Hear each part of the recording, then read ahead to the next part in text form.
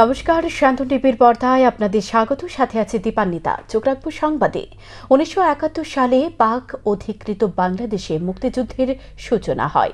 এ যুদ্ধে ভারতের সৈনিকরা গিয়ে বাংলাদেশকে পূর্ণ সহযোগিতা করেছিলেন এবং ভারতের অসংখ্য সৈনিক শহীদ হয়েছিলেন। এ যুদ্ধ চলে দীর্ঘ 13 দিন। শেষ পর্যন্ত 16 ডিসেম্বর বাংলাদেশ স্বাধীন হয়। আত্মপ্রকাশ ঘটে স্বাধীন বাংলাদেশের। যারা যুদ্ধে আত্মত্যাগ করেছেন তাদের স্মরণ করার দিন 16 ডিসেম্বর। তাই সোমবার রাজধানীর লিচুবাগান স্থিত অ্যালবার্ট এক্কা পার্কের শহীদ মিনারে বাংলাদেশের বিজয় দিবসের শহীদদের প্রতি শ্রদ্ধা জ্ঞাপন করা হয়। রাজ্যপাল শহীদদের প্রতি শ্রদ্ধা জ্ঞাপন করেন। ভারতীয় সেনাবাহিনীর উদ্যোগে এদিন শহীদ বেদিতে শ্রদ্ধা জানান রাজ্যপালের পাশাপাশি ভারতীয় সেনা জওয়ানরা। রাজ্যপাল পরবর্তী সময় সংবাদ মাধ্যমকে এক সাক্ষাৎকার দিয়ে জানান, ভারতীয় জওয়ানরা শক্তি দেখিয়ে 1971 সালে পাকিস্তান থেকে বাংলাদেশকে মুক্ত করে স্বাধীন বাংলাদেশ দিয়েছে। এদিন 9 শতাধিক পাকিস্তানের সেনা আত্মসমর্পণ করে পরাজয় স্বীকার করেছিলেন। বিশ্বের মধ্যে এত বড় আত্মসমর্পণ কোনো দেশে হয়নি। এর জন্য প্রশংসার দাবি রাখে ভারতীয় সেনারা বলে জানান রাজ্যপাল। যারা শহীদ হয়েছিলেন তাঁদের প্রতি শ্রদ্ধা ও পরিবারের প্রতি সমবেদনা জানান রাজ্যপাল। পরবর্তী সময় রাজ্যপাল একটি বাইসাইকেল র্যালির সূচনা করেন। जवान अपने ताकत दिखा के 1971 पाकिस्तान बांग्लादेश वार में विजय प्राप्त हुआ है। वो विजय दिवस आज 16 है। ये दिन में पाकिस्तान के 90,000 सोल्जर्स सरेंडर होके हार मांगे हैं। हार मांग के वो सरेंडर हुए हैं। इतने बड़े प्रमाण पे विश्व में, वर्ल्ड में कहाँ भी इतने बड़े प्रमाण पे सोल्जर सरेंडर हुआ से दूसरा ये नहीं है। वैसा क्रेडिट अपने वीर जवानों को जाता है जो उस युद्ध में प्राण त्याग दिए हैं। उन सब लोगों के लिए मैं आभार प्रकट करता हूँ। उनके फैमिलीज़ को भगवान अच्छा शक्ति दे और मन दे, यही प्रार्थना कर। সংক্ষিপ্ত পরিসরে বিজয় দিবস উদযাপন করল বাংলাদেশ সহকারী হাই কমিশন অফিস। একবারের জন্য উচ্চারণ হল না মুক্তিযুদ্ধের মূল নায়কদের নাম।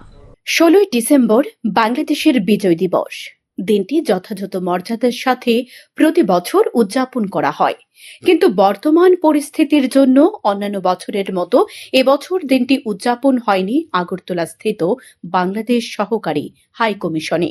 সোমবার সকালে সংক্ষিপ্ত পরিসরে বিজয় দিবস উদযাপন হল বাংলাদেশ সহকারী হাই কমিশন অফিসে।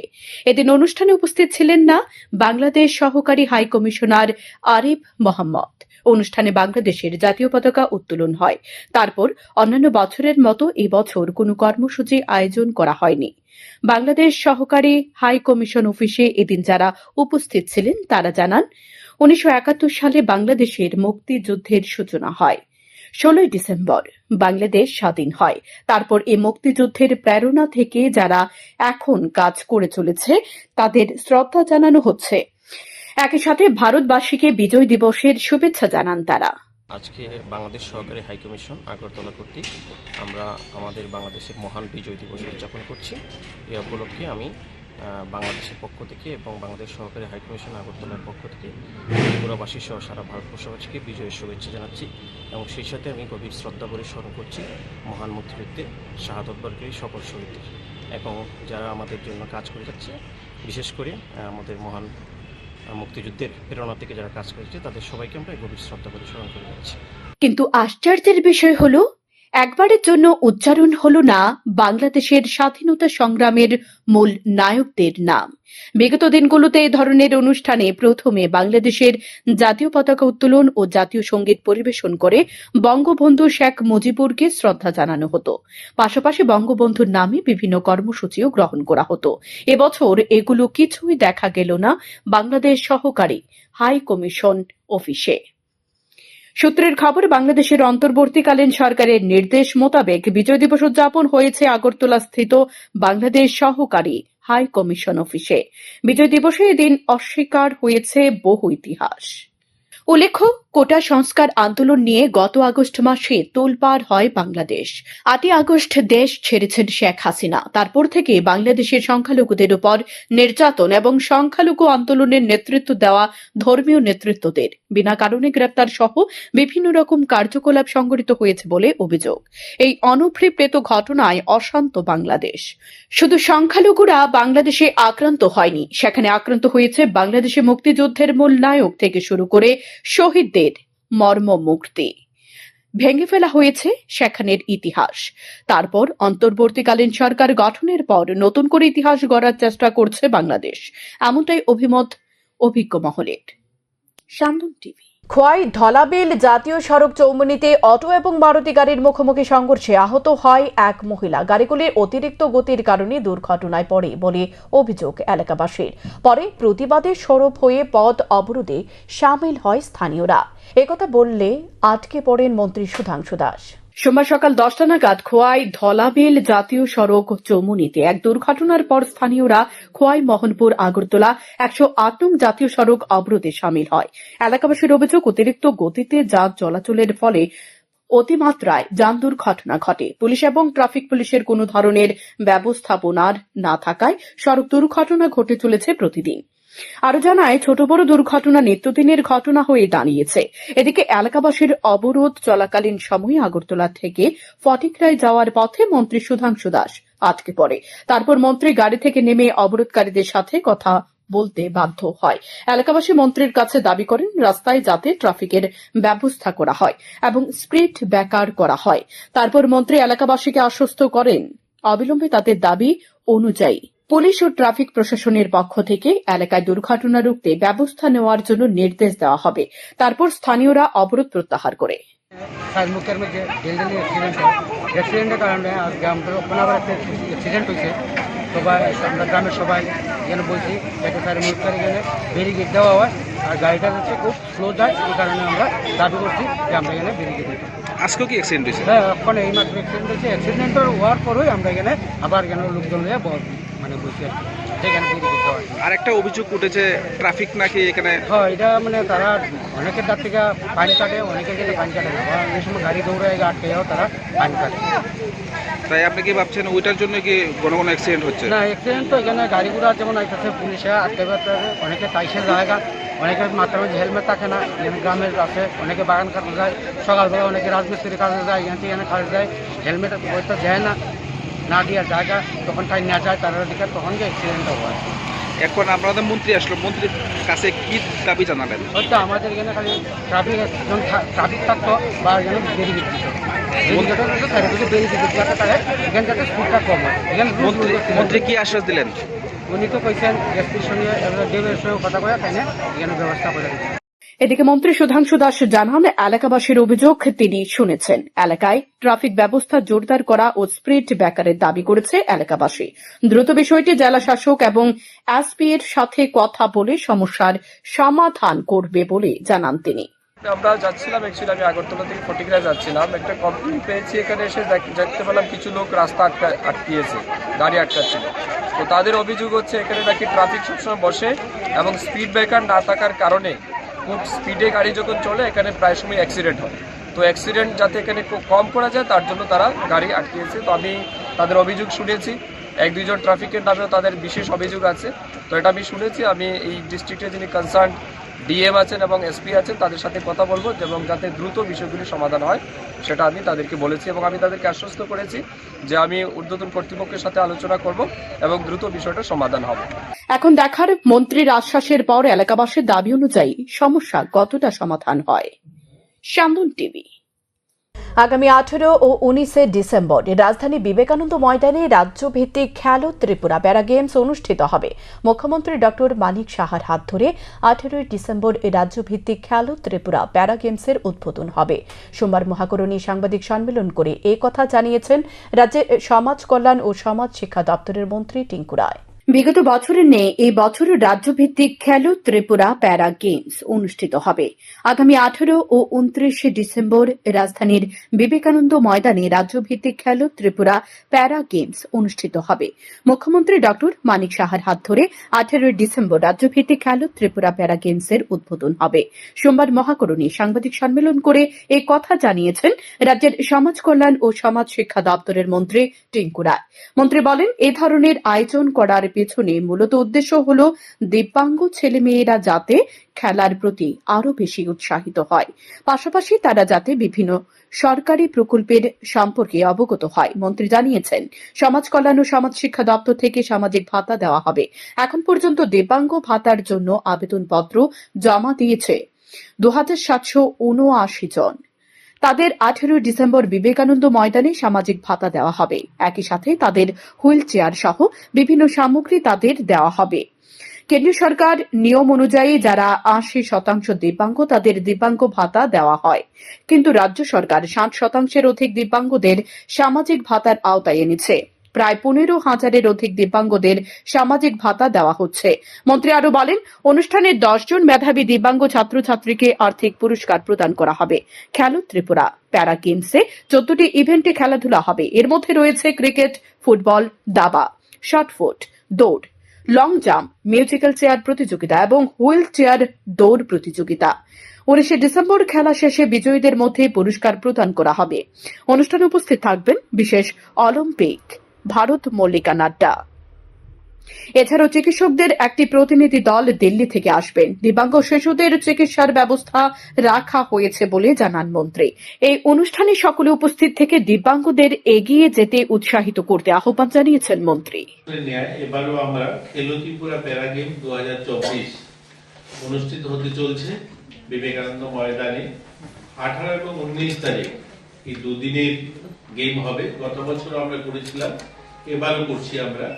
মাননীয় মুখ্যমন্ত্রী সেটাতে উদ্বোধন করবেন।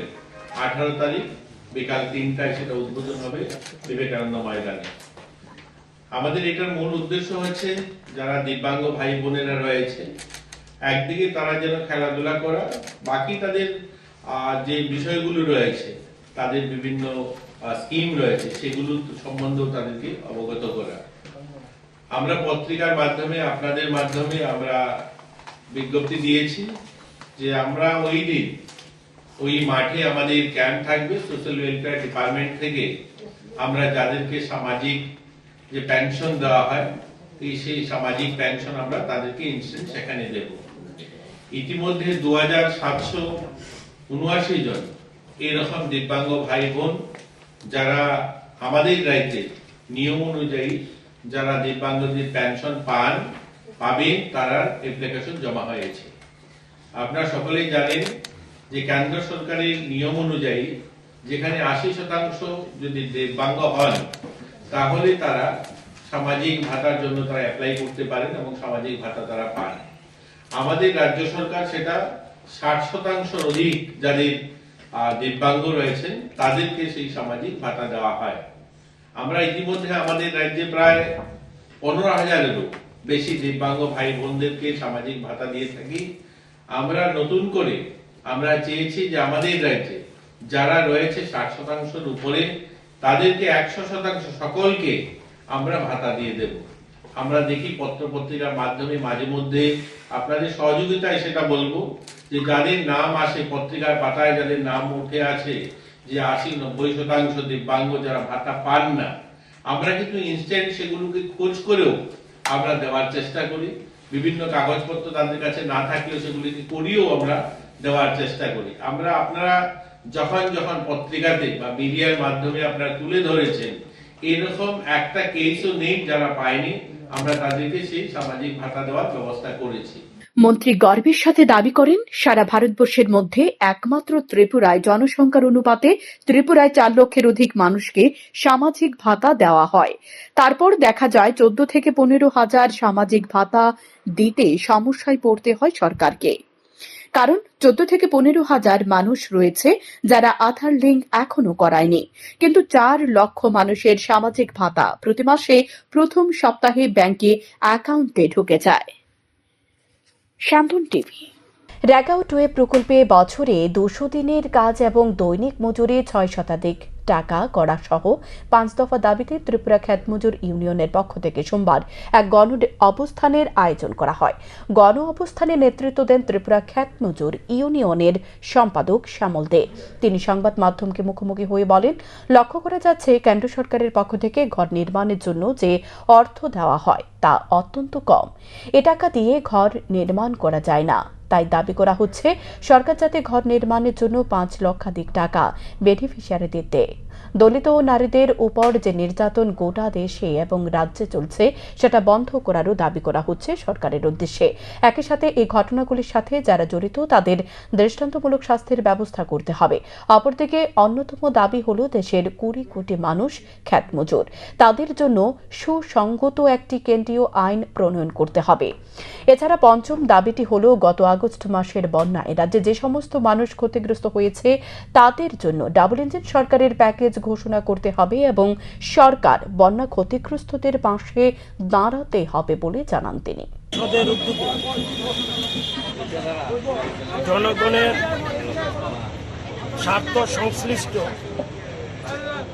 5টা দাবি নিয়ে আজ রাজ্যের বিভিন্ন মহকুমা এবং জেলা কেন্দ্রে 2 ঘন্টার গণ অবস্থান কর্মসূচি আমরা গ্রহণ করেছি। এই যে কর্মসূচি, সে কর্মসূচিতে যে 5টা দাবি আমরা গ্রহণ করেছি এই গণ অবস্থান কর্মসূচির জন্য, এই দাবিগুলো হচ্ছে রেগাও টুয়েপে বছরে 200 দিনের শ্রম দিবস সৃষ্টি করতে হবে, দৈনিক মজুরি 600 টাকা করতে হবে।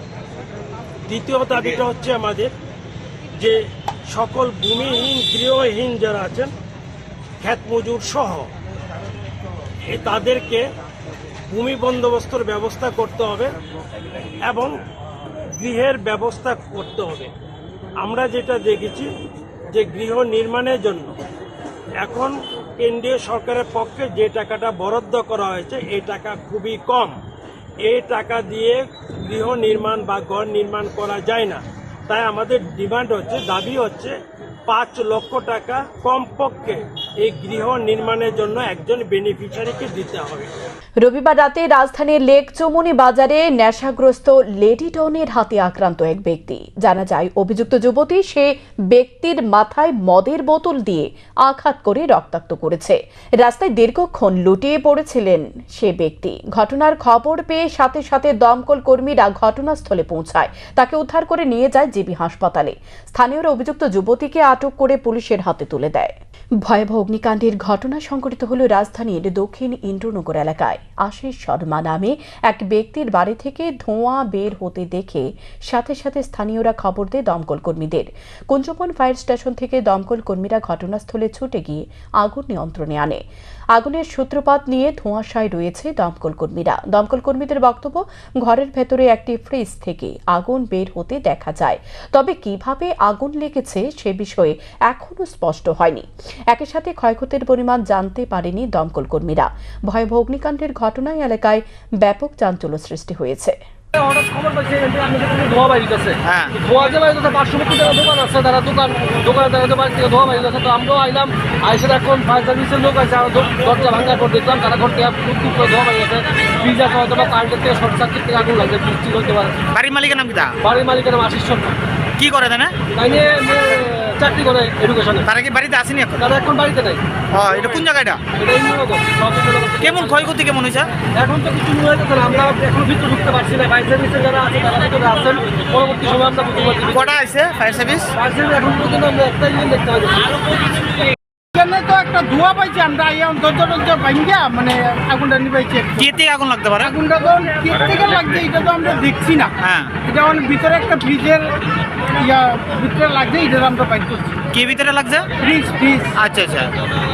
কতক্ষণ পরে আমরা আইসেন এখানে আগুন লাগা? আমরা তো কল পাওয়ার সাথে সাথে আইছি।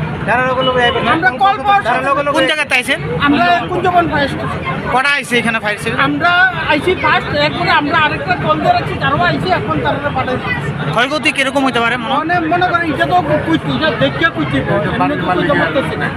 এখনকার মতো সংবাদ এ পর্যন্তই। চোখ রাখুন শান্তন টিভির পর্দায়। নমস্কার।